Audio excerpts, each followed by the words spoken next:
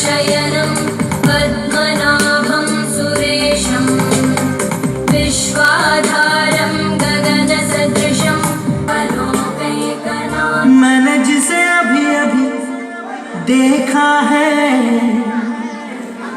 कौन है वो अनजानी, उसे जितना देखो उतना